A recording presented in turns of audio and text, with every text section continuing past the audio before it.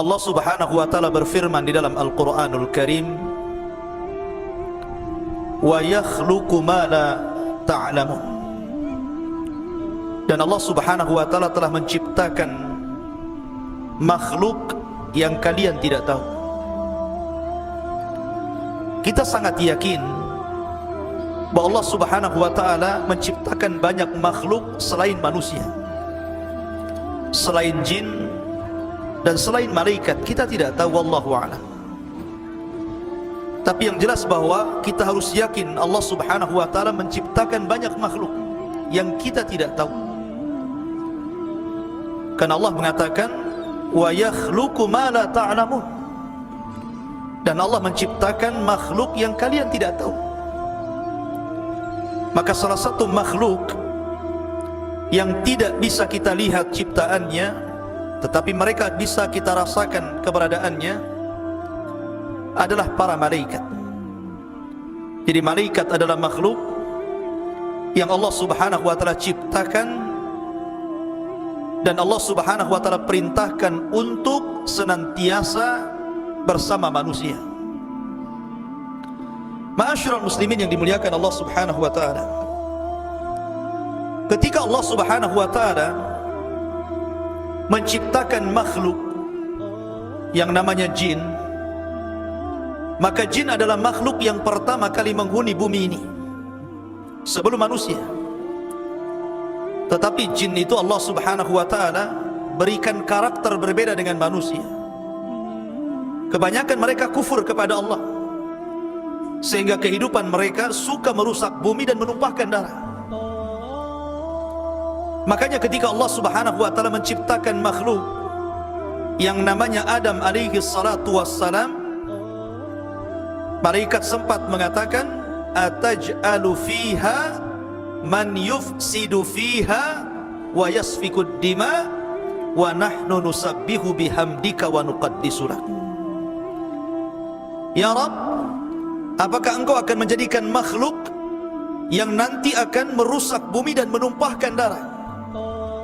Kenapa malaikat ngomong seperti ini? Karena malaikat melihat kondisi jin sebelumnya. Makanya ketika Allah menciptakan Adam, dikiranya Adam itu sama dengan jin, akan merusak bumi, akan menumpahkan darah. Wa nahnu nusabbihu bihamdika wa nuqaddisu lak. Sementara kami ya Rabb, makhluk yang senantiasa bertasbih dan mujimu. Tapi Allah Subhanahu wa taala mengatakan, "Inni a'lamu ma la ta'lamun." Saya lebih paham dengan kalian. Ma'asyiral muslimin yang dimuliakan Allah Subhanahu wa taala, ketika Allah Subhanahu wa taala ciptakan Adam dan ditiupkan ruh, maka Allah Subhanahu wa taala berfirman, "Wa idz qala rabbuka lil malaikati isjudu li Adam fasajadu illa iblis." Dan ketika Rabbmu memerintahkan kepada para malaikat untuk sujud kepada Adam, maka seluruh malaikat sujud kecuali iblis. Aba wastakbara wa kana minal kafirin. Ketika malaikat sujud kepada Adam, maksudnya sujud ta'zim, bukan sujud ibadah.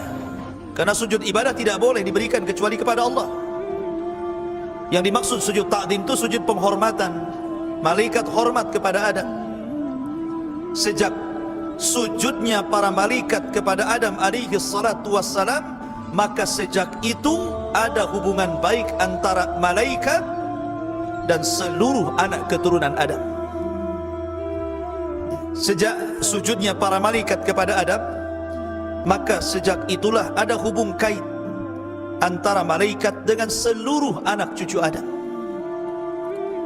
Makanya Adam alaihi salatu wassalam, ketika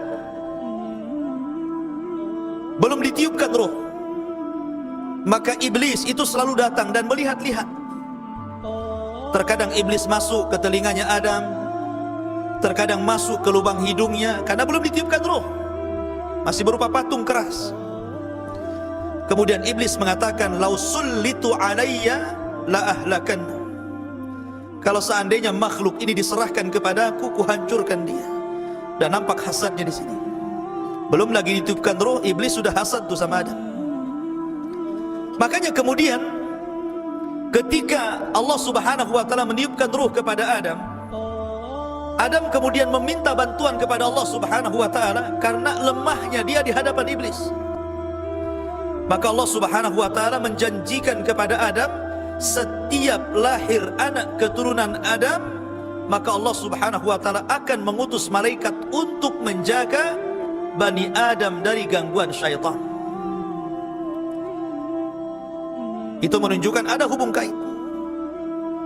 Makanya ketika Nabi Adam alaihi salatu wassalam meninggal dunia, seluruh anak-anak Adam kebingungan macam mana caranya memperlakukan jenazah Adam. Tidak ada yang tahu ini macam mana Adam meninggal, ini harus diapakan.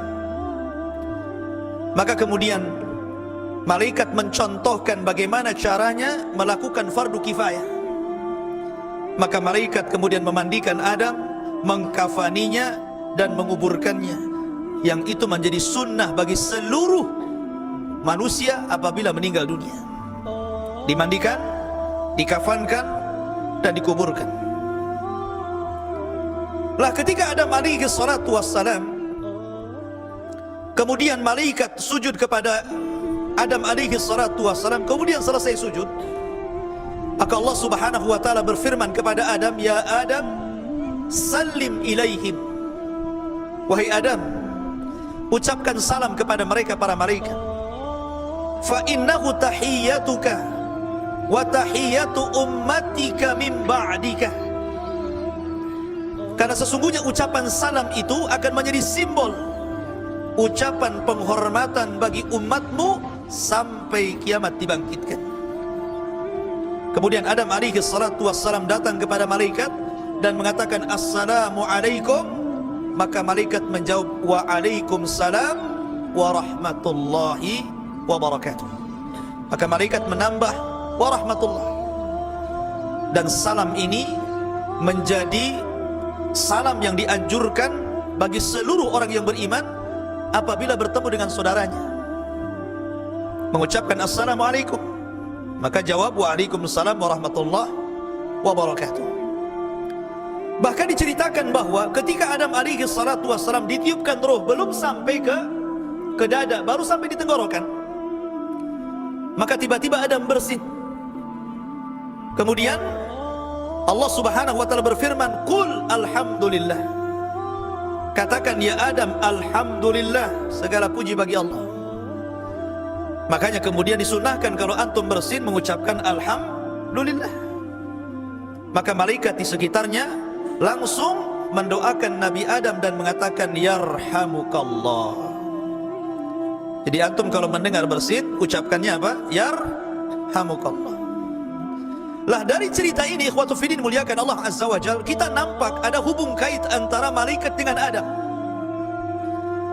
Maka begitu juga akan terjadi hubung kait malaikat ini dengan seluruh anak keturunan Adam sampai kematiannya, sampai ketika mereka berada di padang mahsyar, sampai kemudian mereka sedang dihisab, sampai pun ketika masuk ke dalam sorga. Maka malaikat akan terus bersama manusia.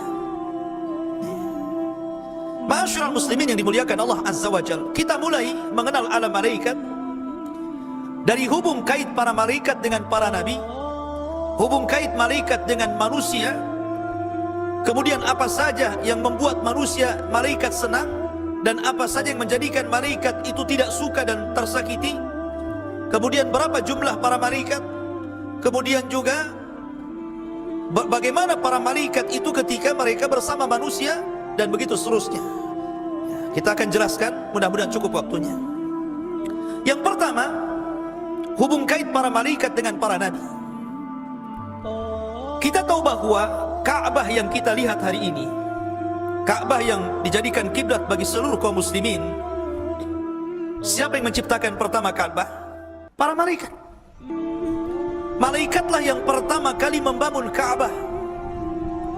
Makanya ketika Ibrahim alaihi salatu wassalam meletakkan Hajar dan juga Ismail, apa kata Ibrahim? Rabbana inni askantu min dzurriyyati biwadin ghairi di zar'in inda baitikal muharram. Ya Rabb, sesungguhnya kami letakkan anak keturunanku di sebuah lembah yang tidak ada tumbuhan di sisi rumahmu yang dihormati. Maksudnya Ka'bah. Saat itu tidak, Ibrahim belum membangun Ka'bah, ya kan? Kenapa Ibrahim mengatakan biwadin ghairi dizar inda baitikal muharram, di sisi rumahmu yang muharram, Ka'bah al-muharram. Maknanya Ka'bah sudah ada. Ibrahim meletakkan Ismail dan Hajar di situ. Cuman karena lamanya waktu, Ka'bah itu kemudian roboh sehingga tinggal pondasinya yang sudah terkubur tanah. Dari situlah kemudian Allah Subhanahu wa taala berfirman, wa id yarfa'u Ibrahimul qawaida wa Ismail. Dan ketika Ibrahim meninggikan Ka'bah, bukan membangun, karena pondasinya sudah ada. Meninggikan Ka'bah dan putranya Ismail, karena memang Ka'bah sebelumnya sudah dibangun oleh siapa? Oleh malaikat. Ibrahim tinggal meninggikan saja dari pondasinya.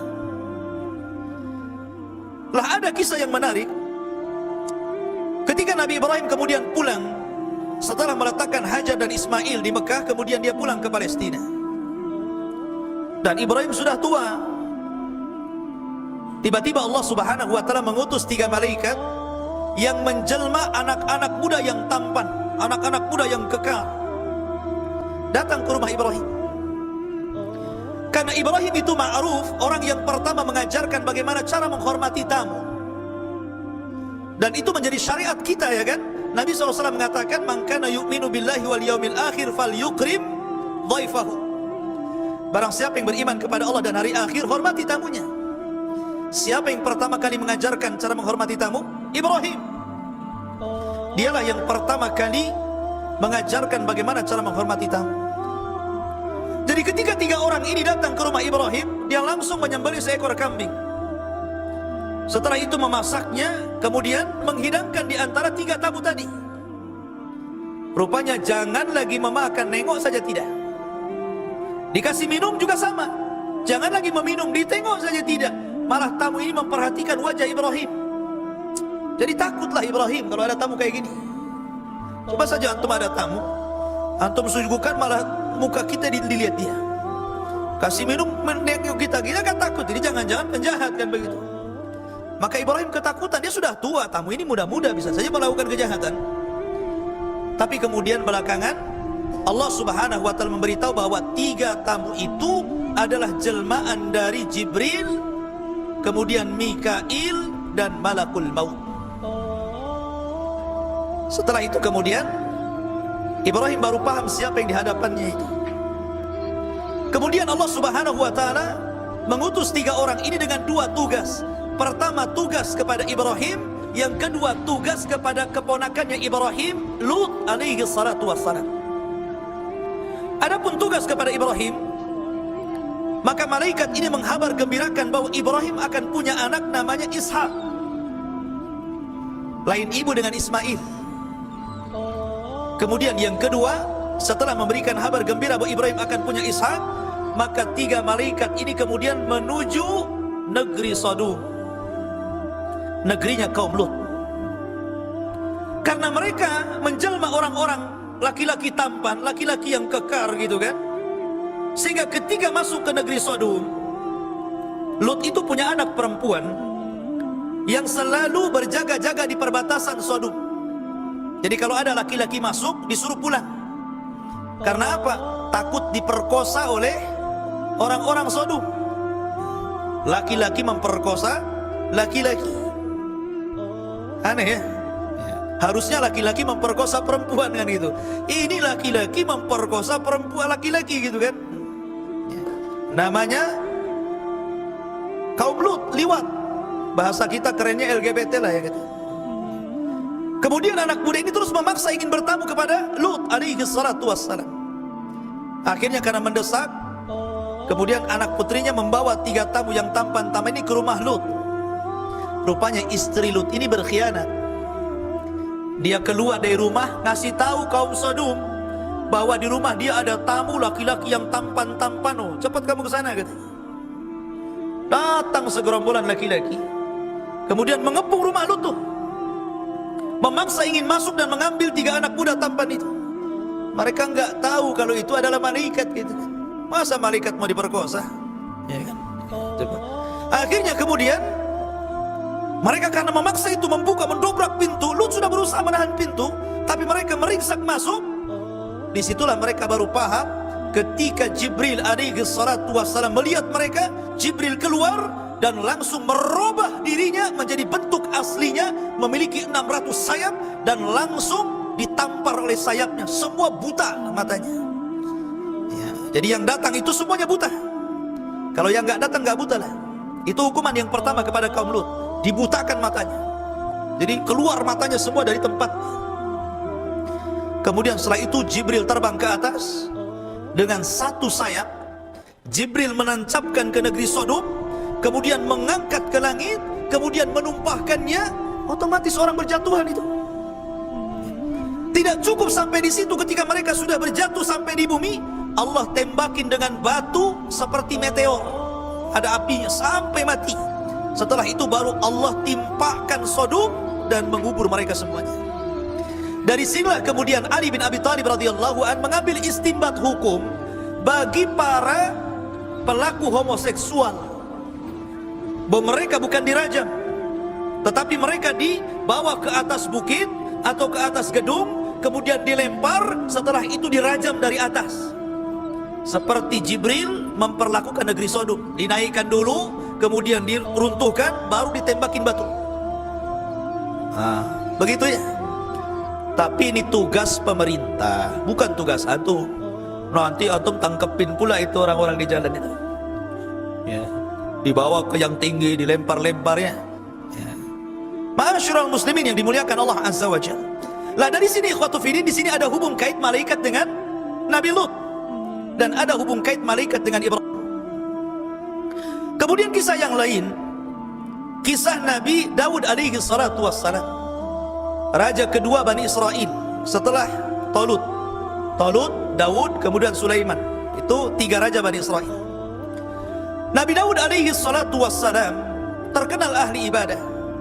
Makanya kesehariannya Daud itu menjadikan satu hari untuk melayani rakyatnya, satu hari untuk memfokuskan ibadah dia dengan Robnya, dan satu hari untuk mengurus keluarganya. Jadi Daud membagi 3 tuh. Satu hari untuk melayani rakyatnya, setelah itu satu hari besoknya dia fokus untuk ibadah kepada Robnya, satu hari berikutnya baru dia melayani keluarganya. Jadi kalau dia sedang fokus ibadah atau sedang melayani keluarga, datang kaumnya mengadu, tidak akan direken sama Daud alaihi salatu wassalam. Kenapa? Karena ada waktu harinya. Sampai suatu ketika ada 2 orang yang bertengkar tuh, ingin cepat diselesaikan masalahnya, datang kepada Nabi Daud pada hari di mana Daud sedang beribadah kepada Allah. Daud tidak peduli, kenapa? Nunggu 3 hari lagi lah. Ini hari saya beribadah, jangan diganggu. Maka akhirnya Allah subhanahu wa ta'ala mengutus 2 malaikat menguji Daud. Dengan cara apa?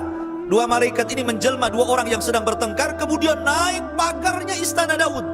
Padahal dikunci itu, pagarnya tinggi, orang nggak bisa masuk, ya kan? Nggak ada orang yang bisa masuk dan meloncat pagar. Jadi ketika 2 orang jelmaan malaikat ini meloncat pagar, otomatis Daud takut lah gitu. Nggak ada orang yang bisa meloncat pagar, kenapa orang ini bisa gitu kan? Ketakutan Daud gitu kan? Maka kedua orang ini mengatakan, wahai Daud, kami ini orang yang sedang bertengkar, tolong damaikan kami. Akhirnya kemudian Nabi Daud akhirnya sudah reda dan mengatakan, ada apa dengan kamu? Kemudian orang ini mengatakan, saya punya begini, orang ini begini. Tapi Daud kemudian tergesa-gesa memberikan jawaban. Harusnya seorang mufti harus hikmah dalam menjawab. Kenapa? Karena ketika kita menjadi seorang hakim kemudian memutuskan perkara, tidak boleh sembarangan, sebab dampaknya nanti bahaya. Makanya harus hikmah. Hikmah itu terdiri daripada ilmu, kehati-hatian, dan kelembutan. Itu namanya hikmah ya. Tetapi Daud tergesa-gesa, makanya Allah tegur ketika itu. Dari kejadian ini Daud sudah tidak membagi lagi harinya. Dia fokus untuk menjadi hakim yang adil kepada rakyatnya. Dari sini menunjukkan apa? Ada hubung kait malaikat dengan Nabi Daud alaihi salatu wassalam. Kemudian cerita berikutnya, cerita tentang kisah Maryam dan Zakaria. Kita tahu bahwa Nabi Zakaria ini pamannya Maryam, dan Maryam ini terlahir dari keluarga Imran. Dan keluarga Imran ini keluarga penghuni Baitul Maqdis. Karena solehnya, maka Allah Subhanahu wa Ta'ala cantumkan dalam satu surat namanya Al-Imran, keluarga Imran. Punya anak namanya Maryam. Maunya laki-laki tapi keluar perempuan, gitu kan? Karena dia sudah bernadar kalau punya anak diserahkan ke Baitul Maqdis untuk mengabdi, ya sudahlah, perempuan pun tak apa-apa, gitu kan? Diserahkan ke Baitul Maqdis dan dirawat oleh Nabi Zakaria pamannya. Anehnya, Maryam ini gak pernah keluar dari mihrabnya, ya. Dia beribadah sejak kecil, dia beribadah sampai dia gadis. Subhanallah. Karena ibadahnya itulah Allah perhatikan rizkinya. Setiap kali Zakaria masuk ke mihrabnya, sudah ada makanan di situ. Dan makanannya aneh. Makanan yang harusnya di musim dingin ada di musim panas, makanan yang harusnya ada di musim panas ada pula di musim dingin. Dari sini Zakaria berpikir, usia saya sudah 100 tahun, istri saya sudah 90 tahun, belum punya anak. Kalau Allah tidak mustahil memberikan makanan musim panas ada di musim dingin, makanan musim dingin ada di musim panas, maka kalau saya terus meminta keturunan, bukan mustahil Allah juga akan memberikan kepada saya. Dari situlah kemudian Zakaria berdoa, maka datanglah Jibril memberi kabar bahwa istri Zakaria telah mengandung Yahya. Lihat bagaimana hubung kait malaikat dengan Nabi Zakaria. Padahal usianya sudah 100 tahun, istrinya 9 tahun, itu kan sudah tua ya. Coba saja bapak-bapak nanti kalau usia 100 tahun, coba ngaca kayak apa mukanya, ya. Kan sudah tua dah. Secara logika dokter pun gak ada yang mengatakan umur segitu punya anak. Apalagi Allah mengatakan wa mra'atuhu akhir, artinya bahwa istrinya mandul, gitu kan. Tapi kuasa Allah keduanya memiliki punya anak. Dari sini menunjukkan tidak ada yang mustahil bagi Allah. Jangan putus asa, nggak punya anak, berdoa, nanti Allah kabulkan. Di sini ada hubung kait antara malaikat dengan Nabi Zakaria dan Maryam. Kemudian hubung kait para malaikat dengan Rasul kita yang mulia alaihi salatu wassalam. Ketika Nabi sallallahu alaihi wasallam diangkat menjadi nabi dan rasul, kita tahu sebelumnya langit itu penuh dengan jin. Langit itu penuh dengan jin. Setiap hari jin itu naik ke langit untuk mencuri dengar wahyu yang diwahyukan Allah kepada para malaikat, supaya apa yang terjadi di bumi Allah tugaskan malaikat itu. Jadi jin itu mencuri dengar. Tapi setelah Rasul diutus jadi nabi dan rasul, maka langit diamankan oleh Allah. Kenapa? Supaya tidak tercampur antara dukun dengan kenabian. Maka Allah amankan langit, tidak ada lagi jin yang naik, karena bintang difungsikan untuk menembaki jin yang naik ke langit. Dari situ menunjukkan bahwa ada hubung kait antara malaikat dengan Rasul. Karena malaikat disuruh menjaga langit dan memfungsikan bintang untuk melempari jin. Bahkan setelah kemudian Nabi SAW hijrah dari Mekah ke Madinah, 2 tahun setelahnya ada satu perang namanya Perang Badar. Perang Badar ini bermula ketika kafilah Abi Sufyan membawa dagangan dari Mekah menuju Syam. Dan rute jalan dari Mekah ke Syam itu tidak bisa kecuali harus melewati Madinah. Tidak ada jalan lain, harus rutenya Madinah. Makanya ketika Rasul mendengar ada kafilah dagang Abu Sufyan, senang dia. Kemudian dia mempersiapkan pasukan Muhajirin dan Ansor sebanyak 314 orang. Kita akan merampas hartanya Abu Sufyan, karena mereka telah merampas harta kita di Mekah dulu. Berangkat yang 314 menghadang kafilah Abu Sufyan. Abu Sufyan cerdas. Dia mendengar bahwa mata-matanya melaporkan bahwa Rasul sudah membawa pasukan dan hendak merampas dagangannya. Segera dia mengutus orang untuk melaporkan kejadian kepada Abu Jahal yang ada di Mekah. Berangkat tuh ini orangnya Abu Sufyan ini. Sampai di Mekah dikasih tahu Abu Jahal, marah Abu Jahal. Akhirnya mempersiapkan pasukan besar untuk melawan Nabi SAW. Berangkat 1000 pasukan dari Mekah, kemudian bertemu di Badar. Rasul adalah manusia sama seperti kita, Abdullah, hamba Allah. Kalau seandainya Rasul ada ketakutan, wajar, gitu kan? Karena ini perang perdana, jumlahnya 314 melawan 1000, nggak imbang kan begitu. Akhirnya kemudian Rasul berdoa di malam hari, istighatsah kepada Allah. Makanya Allah mengatakan, ittastaghitsuna rabbakum fastajaba lakum.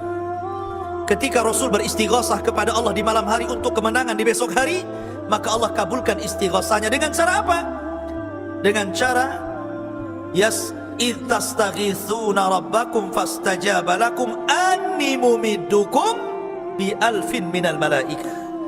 Jibril sudah menghabarkan kepada Rasul bahwa akan turun 1000 malaikat menolong Rasul. Makanya Rasul langsung tersenyum dan mengatakan kepada Abu Bakar yang di sampingnya, "Absyir ya Abu Bakrin." Berbahagialah Abu Bakar. Jibril memberitahu dia telah membawa 1000 malaikat. Nah, sekarang berapa jumlahnya? 1314 lawan 1000. Nah, kan? Kalau tadinya apa? 1000 lawan 314 kan itu. Sekarang berbalik nggak imbang. Kaum muslimin 314 plus tentara malaikat 1000. Kemudian Allah janjikan dalam Al-Quran, "In tattaqu wa tasbiru yumdidkum bisalasati alafin minal malaikah." Tapi engkau ya Muhammad kalau mau bertakwa dan sabar, ku tambah 3000 lagi. Oh ya. Berapa jadinya? 4000 lagi. Ya. Makin gak imbang tuh ya. Dari malaikat 4000 plus 314 orang dari tentara Rasul melawan 1000. Pas peperangan, rupanya Allah tambah lagi bi khamsati alafin minal malaikah, 5000 malaikat turun. Bayangkan ya. Menunjukkan bahwa ada hubung kait malaikat dengan Rasul ya. Sehingga Abu Sufyan yang menyaksikan peperangan itu minggat dari peperangan, kemudian dia lari ke Mekah, selamat dia. Dia cerita kepada Abu Lahab, "Sungguh aku melihat kepala-kepala pasukan kita melayang tanpa tahu siapa yang menebasnya." Melayang-layang kepalanya gitu kan ya. Malaikat. Karena Nabi SAW ketika membawa pasukan itu ada suara Aqdim Haizum, Aqdim Haizum, Aqdim majulah Haizum. Haizum itu maksudnya Jibril membawa kuda putih gitu kan. Sahabat belum mencabut pedang, kepala sudah melayang-layang. Bayangkan, kan aneh itu kan. Ini belum dicabut, kenapa kepalanya pada putus ya. Siapa yang memutuskan kepala? Malaikat ya. Makanya ikhwatu ini muliakan Allah subhanahu wa ta'ala, ketika selesai perang, Abbas bin Abdul Muttalib itu salah satu tawanan Rasul karena dia belum masuk Islam ya. Dia ikut pada tentara orang Quraisy, kena tangkap dia jadi tawanan Rasul, diikat Abbas bin Abdul Muttalib walaupun belakangan masuk Islam kan. Ditanya sama Rasul, "Siapa yang menawanmu?" Sahabat yang di sampingnya, "Ana ya Rasulullah." Kata Abbas, "Bukan kamu," katanya. "Yang menawanku adalah orang yang sangat kekar, membawa kuda putih dan pakaian putih, di tangannya pedang yang mengkilat." Kata Rasul, "Ya Abbas, innahul malaika." Wahai Abbas, itulah malaikat. Gitu kan. Menunjukkan apa? Ada hubung kait malaikat dengan Rasul ya. Itu namanya hubung kait para malaikat dengan para nabi. Kemudian ada hubung kait para malaikat dengan orang-orang yang beriman, karena tidak mesti dengan nabi. Malaikat juga ada hubung kait dengan orang-orang di luar para nabi. Contoh, ada seorang sahabat namanya Usaid ibn Hudhair. Usaid ibn Hudhair, dia sedang baca Al-Quran, dia sholat malam, kemudian baca Al-Quran dikeraskan, di sampingnya anak yang sedang tidur, kemudian di sampingnya ada kuda yang sedang diikat. Setiap dia membaca Al-Quran, kuda ini ngamuk, bergerak-gerak gitu kan, meringkih-ringkih. Tapi kalau dia hentikan baca Qurannya, berhenti juga kuda itu. Dia baca lagi, ngamuk lagi kudanya. Dan tiba-tiba langit itu ada awan dan bercahaya ya, di atasnya itu. Karena dia takut dengan anaknya, akhirnya dihentikan sholatnya. Kemudian besok harinya dia bercerita kepada Rasul dan mengatakan, "Ya Rasulullah, selama malam saya sholat malam, saya membaca Quran, terjadi begini-begini." Maka Rasul mengatakan, "Seandainya kau lanjutkan bacaan Quranmu, maka para malaikat akan turun dari langit dan menyaksikan bacaan." Menunjukkan apa? Ada kaitan malaikat dengan Usaid bin Hudhair. Kemudian contoh yang lain juga, Talha bin Ubaidillah dalam perang Badar atau perang Uhud ke perang Badar gitu, lupa saya. Dia terkena panah badannya ya. Namanya manusia kalau terkena panah, ketancap panah gitu kan, dicabut otomatis kan meringis gitu kan, minimal berteriak aduh kan begitu. Jadi dia terkena panah, pas dicabut dia ngomong aduh sakit gitu kan. Kata Nabi SAW, "Ya Talha, lau qulta bismillah la rafa'atkal malaikatu wan nasu yanzurun." Ya Talha, kalau tadi kamu tidak mengucapkan aduh tetapi mengucapkan bismillah, sungguh malaikat akan mengangkatmu dan manusia akan memandang dirimu. Ini menunjukkan fadilah bismillah namanya. Tapi sini ada hubung kait antara malaikat dengan siapa? Dengan Talha ya. Jadi malaikat itu ada hubung kait dengan manusia, sampai pun kepada kita yang bukan rasul, bukan sahabat, hanya orang biasa gitu kan, malaikat akan bersama kita. Termasuk di masjid ini, di Masjid Muhajirin ini. Kata Nabi SAW, majtama'a qaumun fi baitin min buyutillah yatluna kitab Allah wa yatadarasunahu illa nazalat alaihimus sakinah wa ghasyiyatuhumur rahmah wa haffathumul malaikah wa dzakarallahu fi man indah. Siapa yang berkumpul di salah satu rumah dari rumah-rumah Allah, dibacakan Quran, dibacakan hadis Nabi, dipelajari Quran dan hadis Nabi tersebut, kecuali turun padanya rahmat dan ketenangan, wa haffathumul malaikah. Malaikat dari mana-mana akan datang, kemudian akan mengerubungi kita di atas masjid, sampai akhirnya malaikat akan bertumpuk-tumpuk sampai ke langit. Dalam sebuah riwayat, malaikat yang paling ujung ditanya sama Allah Subhanahu wa taala, bahasa kita, ngapain kau kumpul-kumpul di sini gitu, numpuk di sini ada apa gitu maksudnya. Ya. Maka malaikat menjawab, karena hamba-hambamu ya Rabb yang di bawah, mereka sedang berzikir kepadamu dan bertasbih. Kata Allah, "Madza yuridu ibadi?" Apa yang dikehendaki hambaku? Maka malaikat mengatakan, "Yuridunal jannah wa yakhafuna minan nar." Orang-orang itu sedang mengharap surga dan takut kepada neraka. Kenapa? Karena tujuan orang belajar itu, man salaka tariqan yaltamisu fihi ilman sahalallahu bihi tariqan ilal jannah. Itu tujuan orang belajar kan? Siapa yang meniti sebuah jalan, di sana ada ilmu agama, maka Allah mudahkan jalannya ke surga. Maka Allah mengatakan, aku kabulkan keinginan mereka dan aku amankan mereka dari adab Allah Subhanahu wa taala. Jadi malaikat akan bersama kita. Bahkan apabila seseorang itu berwudu kemudian tidur, dalam sebuah riwayat Tirmidzi, maka malaikat yang di samping ketika kita tertidur pula selepas kita berwudu sebelum tidur, maka malaikat itu akan berdoa sepanjang malam sampai kita bangun. Doanya apa? Allahumma gfir lahu, Allahumma arhamhu. Ya Allah, ampuni dosa ini, orang ini. Ya Allah, rahmati orang ini. Coba, kan enak itu ya. Jadi kalau antum nanti pulang nih mau tidur nih, antum wudu dulu, ajak sama istri tidur dulu, wudu dulu, ayo wudu sama-sama, baru kemudian tidur. Maka selama kita tidur, di samping kita malaikat.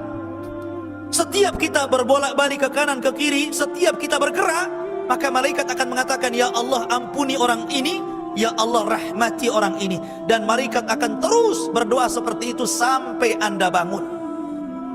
Luar biasa gitu kan. Malaikat akan di samping kita itu. Kalau antum gak wudu, ya setan yang di sampingnya. Jadi ini fadilah, malaikat akan bersama kita. Termasuk juga para malaikat itu akan menjaga kita. Makanya coba perhatikan. Coba seandainya antum malam ini jangan tidur di kamar, tidur di teras. Teras rumah antum di luar, antum tidur di situ. Ya. Kemudian antum bangun, ada nggak semut masuk telinga antum?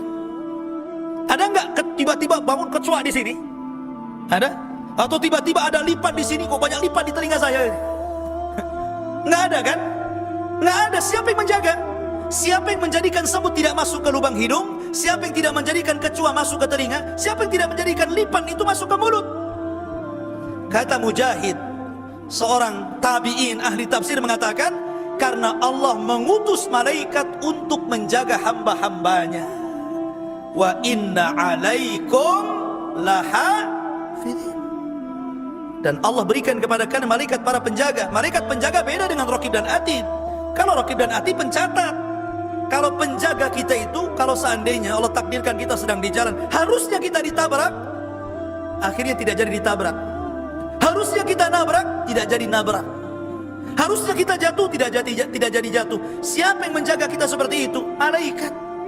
Cuman kan kita tidak tahu. Kalau Allah takdirkan Allah menyingkap malaikat, tentu kita akan melihat malaikat di mana-mana. Karena malaikat gaib bagi kita, kita tidak bisa melihatnya. Dan itu menunjukkan bagaimana para malaikat itu bersama Bani Adam. Tetapi ada hal-hal yang terkadang malaikat tersakiti dengan kita. Contoh, Nabi SAW mengatakan bahwa pernah mengusir orang yang ketika masuk ke masjid mulutnya bau bawang. Ya kan? Mungkin kalau zaman sekarang bau rokok lah ya. Kalau zaman dulu kan makan bawang mentah. Kalau sekarang kan jarang orang makan bawang mentah kan. Ya, bau rokok lah. Makanya kalau para perokok Anda yang belum bisa meninggalkan rokok, kalau masuk masjid jangan kumur-kumur dulu lah kan gitu, baru masuk gitu. Atau bawa minyak gitu. Tapi kan tidak bisa juga, tetap aja kan bau kan. Kenapa kemudian dilarang orang yang makan bawang masuk ke masjid? Ada alasannya, kata Rasul, fa innal malaikata tata'adza mimma yata'adza bihi banu Adam. Karena malaikat tersakiti dengan bau orang ini sebagaimana anak Adam tersakiti kalau ada di sampingnya. Coba saja, kalau antum sholat di samping antum ini sudah nggak mandi 5 tahun, 5 kali, ya, mungkin berapa hari gitu kan, nggak mandi, ya, ketiaknya nggak pernah dikasih Rexona, Bamaya kan. Mungkin antum mikir-mikir, gara-gara, nggak khusyuk antum, tersakiti kan dengan orang sebelah itu. Sebagaimana orang tersakiti kalau di sampingnya ada orang yang sangat bau, maka malaikat tersakiti juga dengan orang yang bau itu, menunjukkan bahwa malaikat tersakiti dengan Bani Adam. 2. Ketika malaikat Jibril hendak masuk ke rumah Rasul, tiba-tiba gak mau masuk. Rasul mengatakan, ya Jibril, udkhul, masuk.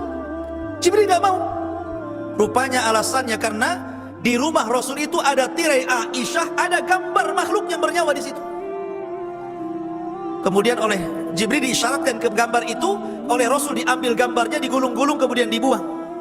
Maka Jibril mengatakan, aku tidak mau masuk karena di rumahmu ada gambar yang bernyawa. Kalau kau mau potong kepalanya, atau kalau kau mau jadikan dia alas dan dihinakan di sana.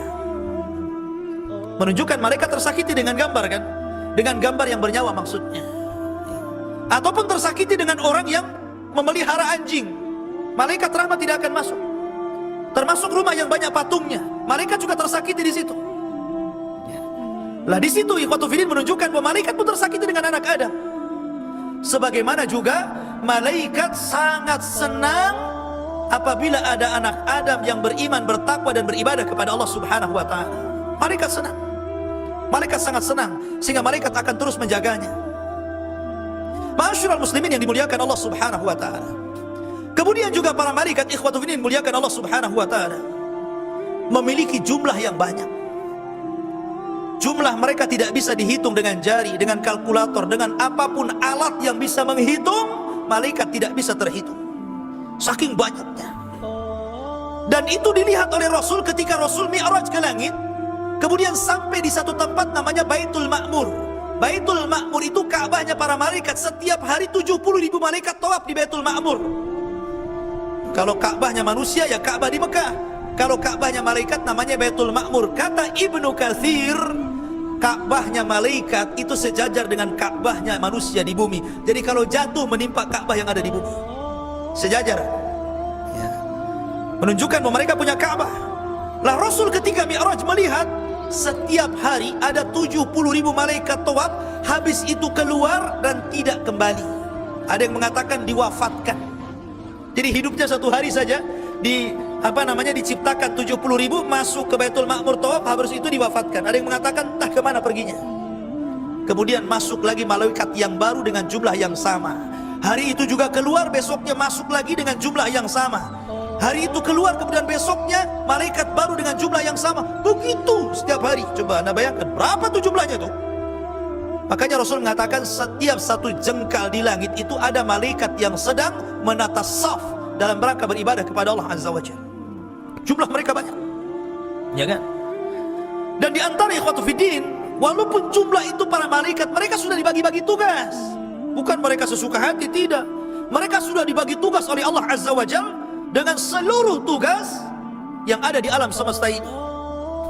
Ada malaikat yang tugasnya menurunkan wahyu saja seperti Jibril. Ada malaikat yang tugasnya ngirim hujan seperti Mikail. Mikail tidak sendirian, ada malaikat-malaikat yang lain yang membantunya. Makanya ada satu kisah dalam Sahih Muslim kalau tidak salah, Nabi SAW menceritakan tentang 2 orang yang memiliki 2 kebun. Tiba-tiba ada awan. Awan ini berjalan sampai ke atas kebunnya seseorang. Tiba-tiba mengeluarkan hujan. Anehnya hujan itu hanya ada di kebun itu saja. Jadi kebunnya luas, ya, tapi hujannya hanya di situ saja. Ini satu petak gitu kan, Ini banyak kebun orang, tapi awan itu hanya menghujani petak itu saja, dan memanggil-manggil nama orang pemilik kebun itu dari atas. Jadi orang yang mengikuti awan itu dari belakang penasaran, kenapa awan itu asik di situ saja, setiap ada awan di situ lagi gitu kan, dan tidak menghujani kebun sekitarnya. Akhirnya kemudian dia bertanya kepada penghuni kebun itu yang memiliki, siapa namanya? Si Anu. Rupanya persis apa yang ia dengar namanya dengan apa yang ia dengar dari langit. Kemudian ditanya, amalanmu apa gitu kan, kok bisa kebunmu selalu dihujani? Maka dia mengatakan, karena aku jadikan hasilku 3 bagian. 1 bagian untuk bibit, 1 bagian aku infakkan, 1 bagian untuk keluargaku setiap panen. Ya. Dari sini menunjukkan ma naqasa min mali sadaqah, tidak mungkin berkurang harta yang disedekahkan. Bahkan Al-Imam Ibnu Katsir rahimahullahu ta'ala menyebutkan satu riwayat dari Ibnu Asakir tentang kisah seorang laki-laki, seorang peniaga, pedagang orang Damaskus, orang Damaskus, ya. Dia jadi kalau membawa dagangan itu ke daerah namanya Zabadan, jauh, harus melintasi padang pasir. Di rumah dia di Damaskus, tempat jualan dia di satu tempat namanya Zabadan. Jadi kalau dia membawa dagangan itu, dia harus menyewa orang-orang, mungkin zaman sekarang ini travel gitu kan, untuk membawa barangnya sampai di Zabadan. Akhirnya setelah dia dapat orang yang agak murah mau membawa barang dia ke Zabadan dari Damaskus, berangkatlah dia. Sampai di tengah jalan, kemudian travelnya ini nawarkan, gimana kalau kita cari jalan yang lebih pendek ke Zabadan, jangan cari jalan yang ini, katanya. Akhirnya disepakati, boleh juga, biar cepat sampai. Akhirnya dialihkan jalannya yang biasa ke yang tidak biasa. Rupanya tersesat di padang pasir. Setelah tersesat di padang pasir, orang ini melihat sepanjang jalan banyak tengkorak manusia. Ada tengkorak kaki, ada tangan, ada kepala, ada ini. Mulai gak enak nih. Jangan-jangan travel ini rampok pula ini, katanya. Karena sudah gak enak dia. Kok banyak mayat manusia di sini? Ya. Akhirnya betul, tiba-tiba dihentikan sama travelnya itu. Kemudian travel ini langsung membawa pedang, diacungkan. Mungkin kamu sudah tahu siapa saya. Oh, rupanya betul nih, travel rampok ini. Mungkin sudah tahu kamu siapa saya. Rupanya orang gila. Orang gila sekarang kan banyak itu ngejar-ngejar ustaz tuh. Ya kan? Akhirnya kemudian, ya, setelah itu sang pedagang yang soleh ini mengatakan, kalau kau mau ambillah dagangan ini, tapi jangan bunuh saya, biarkan saya pulang, katanya. Kata rampok ini, semua orang yang kurampok persis ucapannya dengan kamu. Ya. Tapi saya nggak lepaskan, tetap saya bunuh, katanya.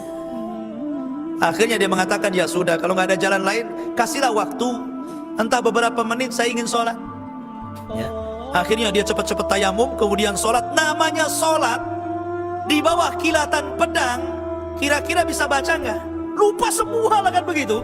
Coba antum sholat, kemudian habis itu mau ditembak gitu kan, lupa Fatihah aja ya lupa, diem aja gini kan, ini apa yang mau dibaca gitu kan, karena habis ini mau dibunuh masalahnya. Ya. Tapi Allah Subhanahu wa ta'ala ilhamkan, ada satu ayat tiba-tiba terlintas di kepalanya. Ayat apa itu? Amma yujibul mudtarra idza da'a wa yaqsifus su wa yaj'alakum khulafa'al ar'a ilahum ma Allah. Tiba-tiba terlintas ayat ini, langsung dia dibaca. Karena apa? Sudah ngeblank, nggak tahu apa yang dibaca. Tiba-tiba terlintas ayat ini. Ayat ini saja yang dibaca sama dia. Amma yujibul mudtarra idza da'a, diulang-ulang gitu kan. Tiba-tiba malaikat yang ada di langit yang keempat mendengar.